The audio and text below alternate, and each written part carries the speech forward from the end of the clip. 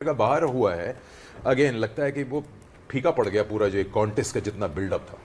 देखिए, सबसे पहले तो न्यूजीलैंड को मुबारकबाद देनी है। हम सबको बहुत मज़ा आया, क्योंकि जब आप अच्छी क्रिकेट देखते हैं तो आपको अच्छा लगता है। साउथ अफ्रीका की अगर आप ओवरऑल आज की मैं डिस्प्ले ऑफ क्रिकेट की बात करूं तो they were totally under pressure. Their body language was not up to the mark, specially उनकी बैटिंग के अंदर। और फिर जो बॉलिंग के अंदर पहले 6 ओवर में पेस ही पेस दी गई, लाइक ये सोचे नहीं गया कि Maharaj can also come and play the role, क्योंकि स्पिनर्स अगर रचिन रविंद्रा बॉल को होल्ड कर सकते हैं तो हमारा मेन स्पिनर क्यों नहीं कर सकता। तो I think it was totally again the management of the pressure, I think is something. क्योंकि क्रिकेट के टैलेंट का एक और बड़ा इंपॉर्टेंट टैलेंट है, वो आपकी मेंटल स्टेट की मैनेजमेंट है, जो मुझे लगता है कि नॉकआउट स्टेज में आके साउथ अफ्रीका जो है वो लूज़ कर जाता है। और ये आज से नहीं, इनकी अगर आप हिस्ट्री देखें तो हर मरतबा ये नॉकआउट स्टेज पे आके कुछ ऐसा करते हैं जो इन्होंने राउंड मैचेस में नहीं किया होता। क्योंकि अगर हम इनके टोटल जर्नी देखें तो they look like a complete team, batting bowling मुश्किल हालात सब चीज़ों से ये पास कर रहे थे। लेकिन जो नॉकआउट स्टेज का प्रेशर है उसमें मुझे लग रहा है कि ये आके क्रम्बल करते हैं, इनको उसकी मैनेजमेंट नहीं हो पाती।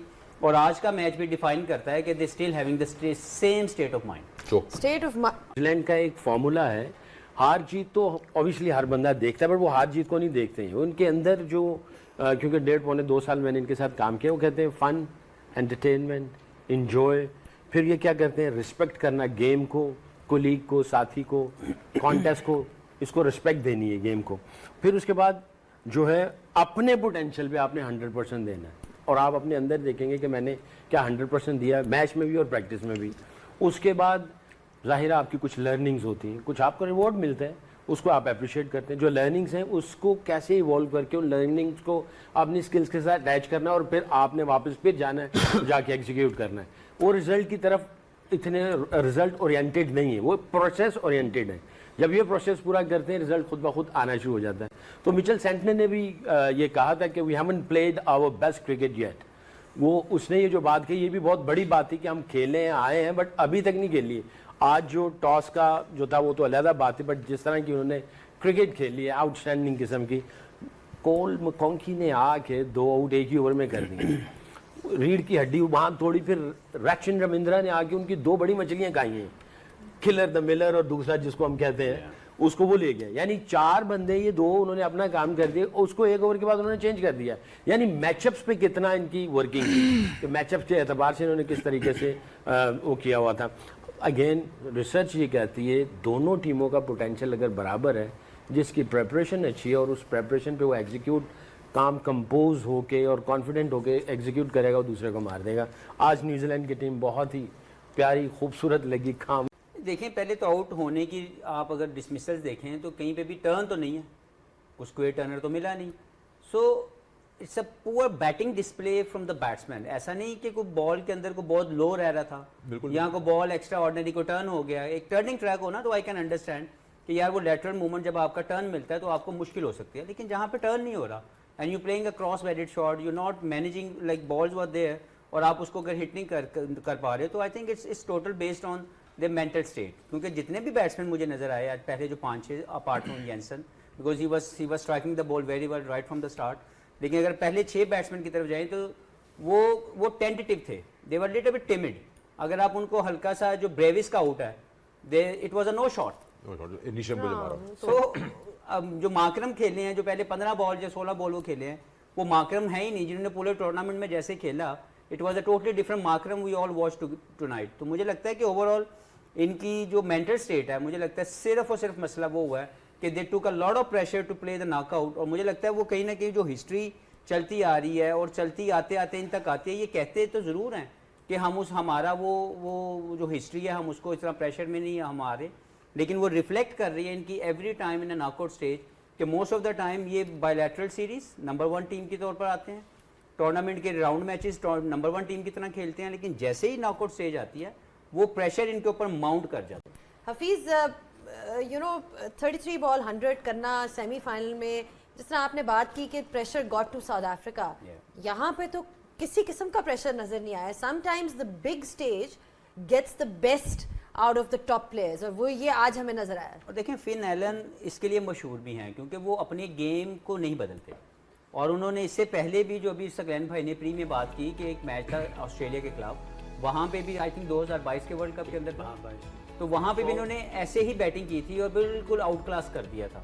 तो ये बैट्समैन तो ऐसे ही हैं और इनकी जो डिस्ट्रक्टिव बैटिंग है वो बदलती नहीं है। तो जब भी देखें उन्होंने पहले 22 बॉल के अंदर मैच खत्म कर दिया था, जो इन्होंने पहले 22 बॉल खेले मैच खत्म हो चुका था। तो देखना यह है कि इस तरह के बैट्समैन की जो माइंडसेट है।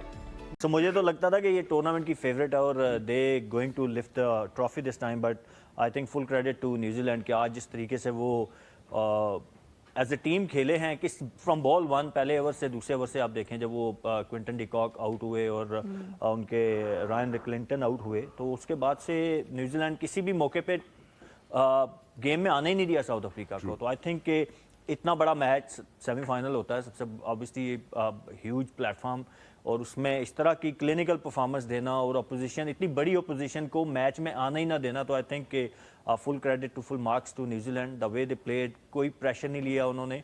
डेफिनेटली जो आपने बात की टॉस हेल्प किया उसने, क्योंकि ये वेन्यू ऐसा है जहाँ पे आप जो साउथ अफ्रीका की टीम की बैटिंग लाइनअप की करें, जैसे आउट हुए हैं आप देखें, बैटिंग क्लैब 77 पे 5 आउट होने के बाद फिर भी 169 कर गए हैं। अगर पहले शॉर्ट सिलेक्शन या एक बड़ा स्कोर कोई टॉप 3 में टॉप 4 में कर देता तो ये स्कोर कार्ड कहाँ पे चले जाना था, 200 के करीब चले जाना था, 200 प्लस चले जाना था। तो अच्छी कैप्टनसी जबरदस्त, लेकिन मुझे लग रहा है कि साउथ अफ्रीका जो उन पे टैग लगा हुआ है ना वो हटाना नहीं चाहते, वो ब्रांड चेंज नहीं करना चाहते जो करने का। लेकिन वो वाला टैग तो हट चुका है ना। देखो वर्ल्ड कप का WTC का फाइनल जीते, पिछली दफा फाइनल में पहुंचे, वुमेन की टीम बहुत अच्छा परफॉर्म करी है, अंडर 19 की बच्चे बड़ा अच्छा परफॉर्म कर रहे हैं। तो मेरे ख्याल टैग नहीं, आज मुझे लगा ये ओवर कॉन्फिडेंट थे। बासत भाई ओवर कॉन्फिडेंस, मुझे लग रहा है कि वो सोच के आए थे कि 220-30 ही करना है, करना तो उसकी वजह से। तो आईसीसी T20 वर्ल्ड कप 2026 का पहला सेमीफाइनल खत्म हो गया, बल्कि आप यूं कह सकते हैं कि फिन एलन ने साउथ अफ्रीका को क्रश करके रख दिया। 33 बॉलों के ऊपर 100 यानी सेंचुरी मुकम्मल की, 303 की स्ट्राइक रेट के साथ, 303 की स्ट्राइक रेट के साथ मैच 33 बॉल्स के ऊपर सेंचुरी मुकम्मल करके फिन एलन ने नामुकम्मल सफर कर दिया है साउथ अफ्रीका का इस वर्ल्ड कप में। क्या जबरदस्त बल्लेबाजी की सेफर्ट ने भी और फिन एलन ने, जिसे बोलते हैं वन साइड शो करके रख दिया।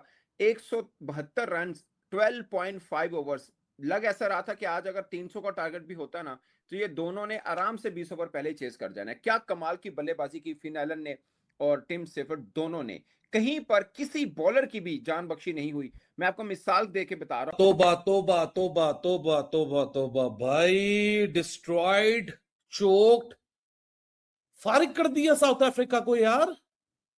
शुक्री कॉन्ड्राट साहब, आप तो ग्लोबल करवाने आए थे, आप तो फाइनल में इंतजार लोगों का कर रहे थे। मतलब साउथ अफ्रीका हाथ को आया मुंह को लगा वाली कहानी भी नहीं हुई इनके साथ।